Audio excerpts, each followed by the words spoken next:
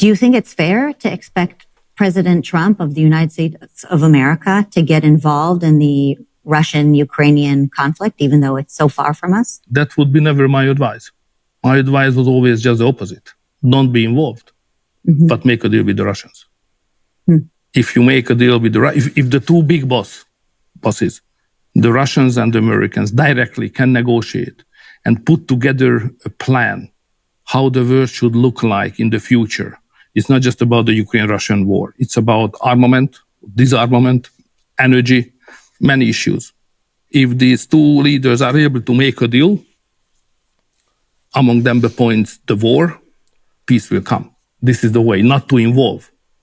Just keep yourself out and then manage a bigger deal, a bigger package with everybody, mainly the Russians. That would be my humble advice.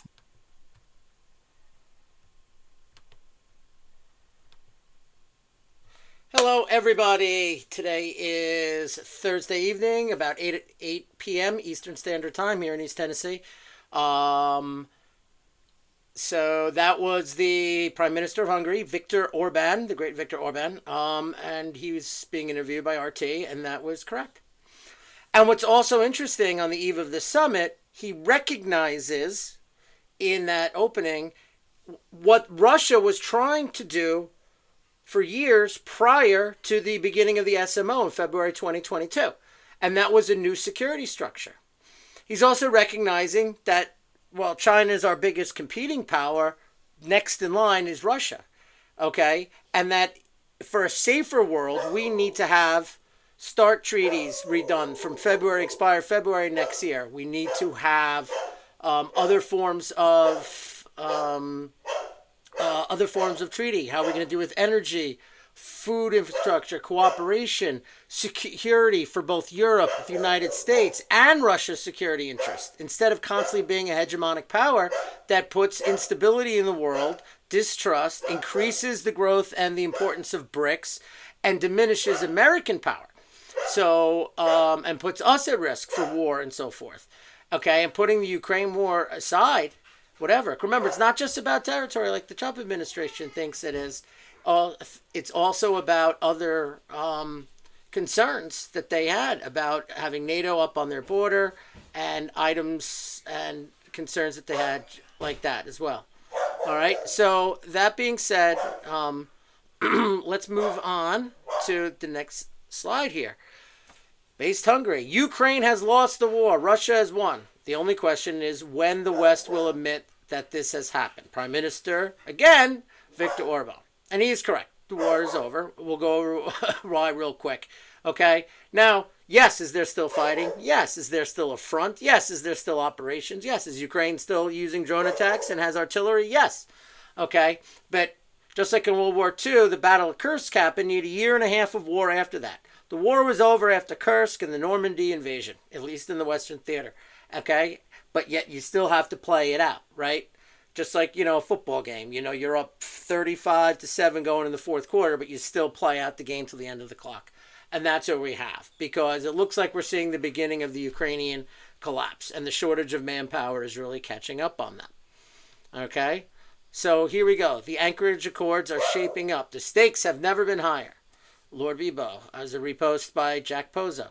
Russian delegation at the summit in Alaska. Lavrov, Ushakov, Belousov, Selyunov, Dmitriev, besides Putin. So that's an all-star lineup of people in the Russian delegation that are going to be at this summit. Okay? And that is, to me, they also outmatch Rubio. They don't have the knowledge of geopolitics, so forth. Hegseth is not going to be there, so forth. But what I think with this summit is the key is that they focus on opening and normalizing relations is the key part to any kind of long-term peace. Even if you don't settle the agreement, which you're not, because you have the constitutional issue on the Ukraine side for swaps that Trump was talking about, and on the Russian side, okay? You also have the security interest on that, okay? I mean, if they have the Donbass is basically, is almost completely under control. Like I've been saying, Sloviansk and Kramatorsk in northern Donetsk is left with the operations around Konstantinivka and Pokrovsk, which we'll get to in a second. But they're even starting to make pushes in Zaporozhye and Kherson region, where they've already crossed the Dnieper River there to the west. Okay, so basically, what you want to do is start to normalize relations, come up with some sort of a deal. Possibly, we'll release the sanction. Don't just make it about the Ukraine war. Make it also, we'll lower sanctions here if you do that, while you begin to figure out the long-term peace solutions of the Ukraine war. Okay, now we know Zelensky's allowing 60-year-olds to sign up now. He signed that decree 2 Fridays ago. It shows you the manpower shortage they have. Okay, I've heard somewhere they only have about 300,000 troops along the line. I believe it's more than that, but even still, they're outnumbered almost 2 to 1 now on the line. Russia still has 100,000 troops on the line that are not engaged as reserves, but they do a rotate out issue. Okay. One of the things that I think Trump, and Mearsheimer said this, is the reason why. Remember, he says he's going to do secondary sanctions. Well, those secondary sanctions, India already said no, we're still going to do it. You'll push India towards Russia, okay, and towards China, okay? And then China has intense leverage over us. Okay, you're going to do sanctions and secondary tariffs on us. Fine, we'll withhold this. We'll withhold all rare earth minerals that you need for your military, your missile systems, your guidance chip systems.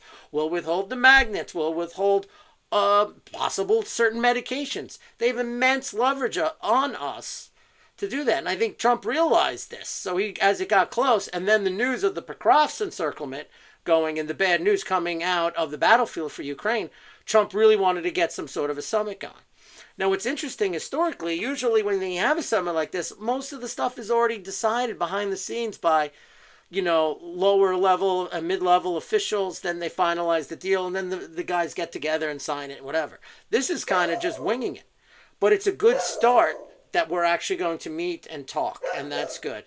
But I think this to be a focus. All you got to do is get out of this showing open relations, a stepping stone for getting relations on a right track. Okay, remember the Biden administration wouldn't even meet with the Russians, and then also have the Ukrainian military, and the Ukrainian government recognize realities on the battlefield. Okay, listen, there's no leverage that Trump has over the Russians. Sanction us again. European Union did 18 packages. You stole $300 billion of ours of frozen assets. You're going to sanction us more? Go ahead. Okay, and by the way, we almost have all of Donbass, and we're going to have it probably by fall.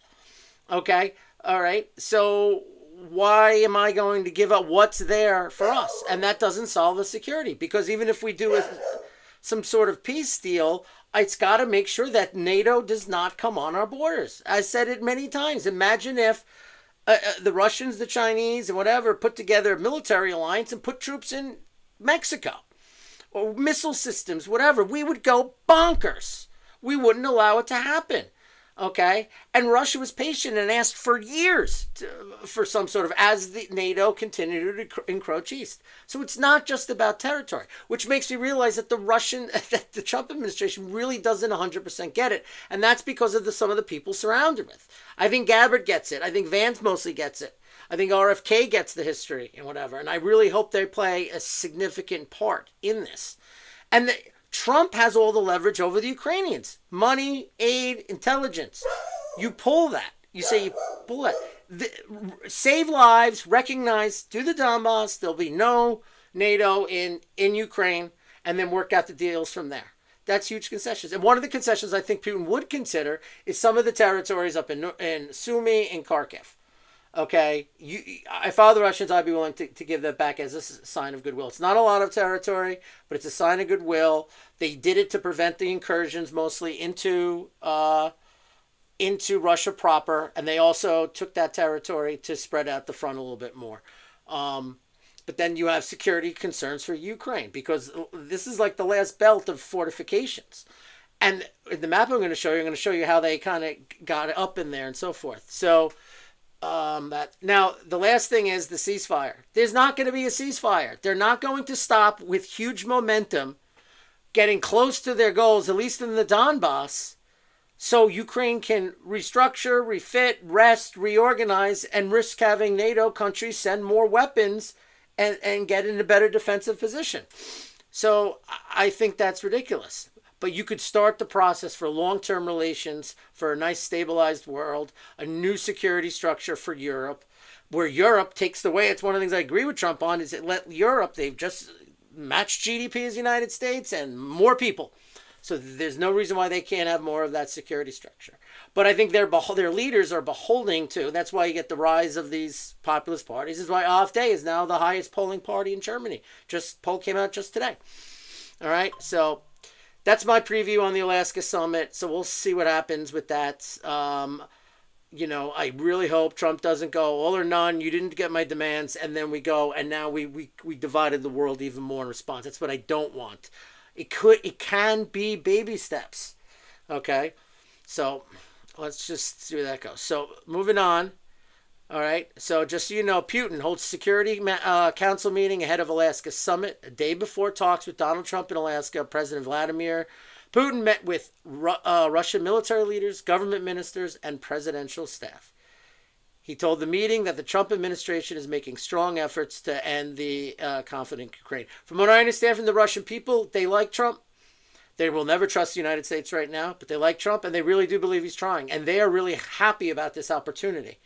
Scott Ritter was in there talking to people, was on Judge Napolitano. The Russians are very optimistic. They don't want this to happen at the behest of what they've accomplished in the SMO. But they're happy about the long-term effects. So that's what we need to be focusing on. All right. So this is what I was talking about. This is north of Pokrovsk. This is that northern pincer I made it in. They made 20 kilometers in like 48 to 72 hours. They slipped through fortifications. They're using 3 to 5 man infantry teams to avoid the drones. They're using motorcycles, etc.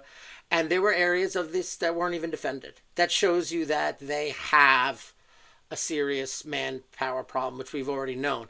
And they rushed the Azov brigade from Kiev, and they're having a hard time making it there because they're getting pummeled. And Russians have fire control all over the area.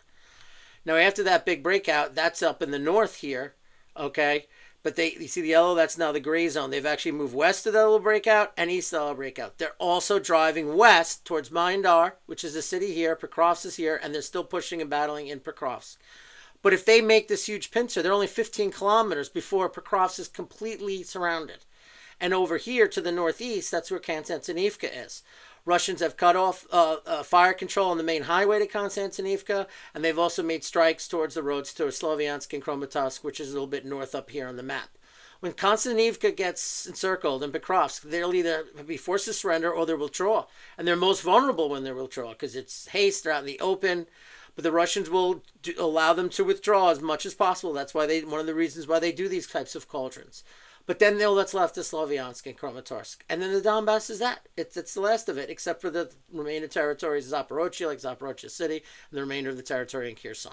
But they still have 70% of those, whatever. And it's not as hard as the Donbass.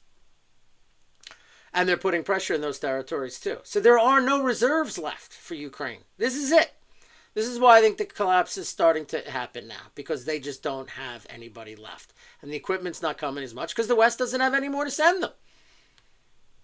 All right. So that was my preview on the Alaska summit. Moving on. Donald Trump, Director of National Intelligence, Tulsi Gabbard, newly declassified top secret emails sent on December 22nd, 2016, complying with President Obama's order to create the manufactured January 2017 ICA about Russia exposed how DNI James Clapper demanded the IC fall in line behind the Russia hoax. Intelligence community, if you know what IC meant. Clapper admits that it was a team sport that required compromise on our normal modalities. It means we're going to break protocol, break the laws to put in this hoax. By the way, which affected this war. It made hatred towards the Russians. It made the war easier. Remember the phone call with the impeachment hoax #1. That was related around Ukraine. Okay, the Bidens, Hunter on the Burisma, the Ukrainians were the highest donation to the donors to the Clinton Foundation, companies, investments in Ukraine, and now this. All right, it made a lot of the stuff. It's like one big grift. All right, so they have to be held accountable. There have to be arrests. Period. Otherwise, people will do it again. And then if nothing happens, then it's the institution is permanently damaged and can never be trusted again. Now, moving, some economic news. Tariffs.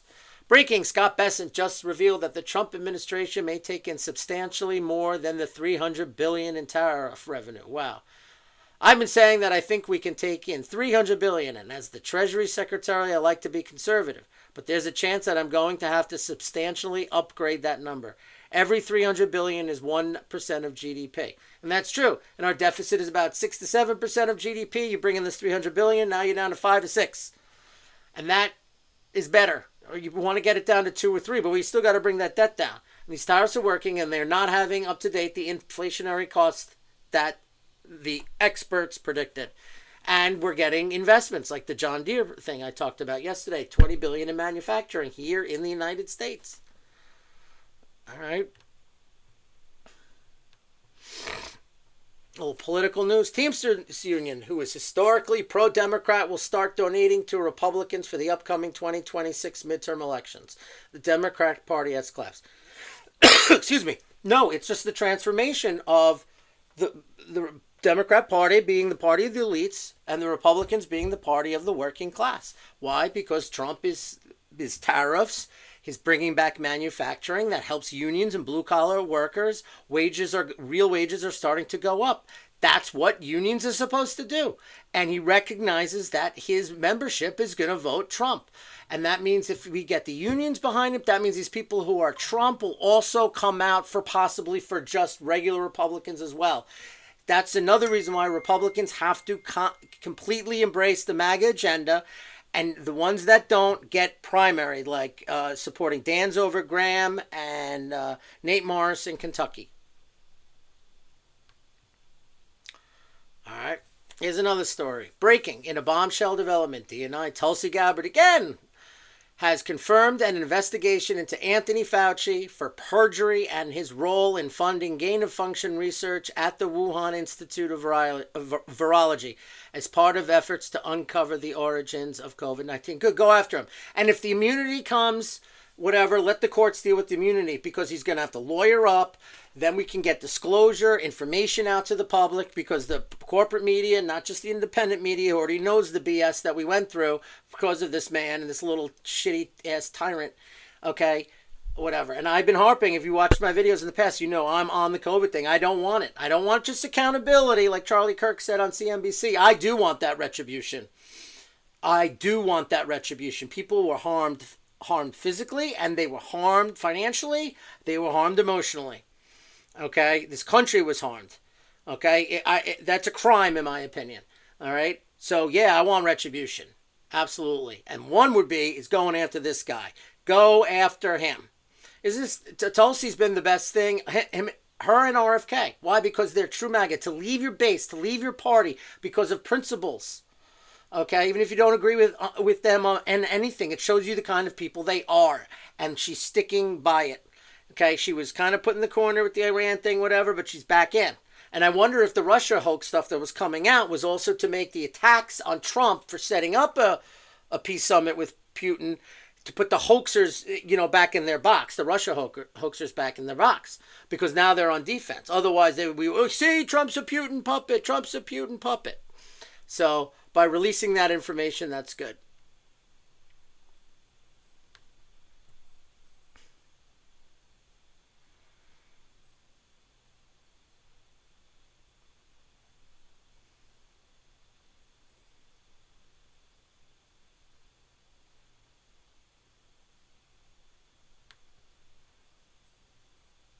All right.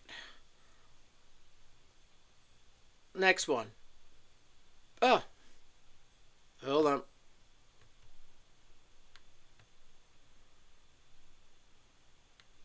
Oh.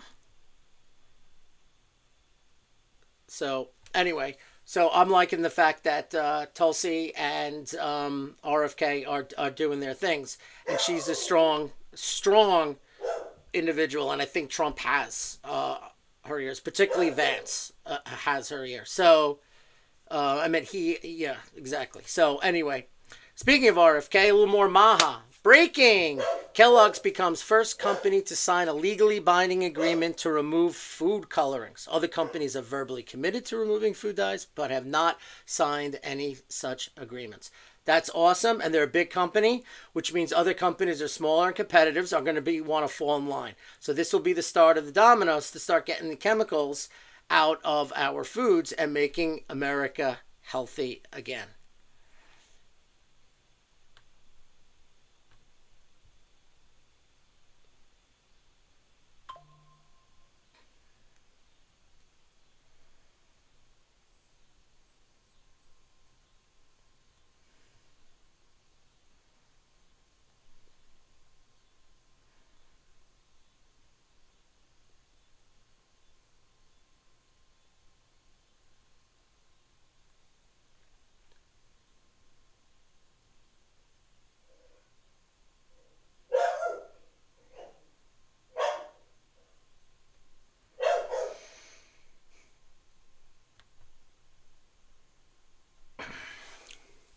So, I just got to say I'm really happy that RFK and Tulsi got, because they're true populists. Okay, we can affect. Remember, we're a two-party system right now, so we got to recognize that. We even got to deal with some of the rhinos we hate sometimes. Okay, like Susan Collins. I always say leave her alone because she's never claimed to be anything she's not. Murkowski's a different story. All right, but so yeah, so we're doing pretty good. The Alaska summit, like I said, keep it strategic. Don't get emotional. Okay. Understand the realities and the concerns on the battlefield. I'm glad Zelensky's not going. I'm glad the Europeans aren't going. They shouldn't be here. This is about Russia and the United States of America, not just about the Ukraine war. And if you keep it in that mode, even if things don't go perfect, at least you'll be, like I said, a stepping stone, baby steps. So I didn't want to share those stories with you today, give you my opinion on what's going on, showing you the big gains that Russia has been making on the battlefield over the last few days, and, giving you thoughts on that and some updates. I'll be keeping an eye on the Alaska Summit all day while I'm working, see what happens. It's a little later in the day because, obviously, Alaska's Western time zone here from East Tennessee. And I'll also be following any tariff update, economic news that might come out tomorrow. I forgot what's on the docket. Something's coming out. And following any other international news. We have that Azerbaijan thing and Armenia peace treaty, see what's going on with that. So anyway, I'll be posting on my X at Patriot Planner 1 and on my Getter at Patriot Planner. And if you like this video, please follow, like, and share. All right? And have a great night. And good luck tomorrow to everybody. All right.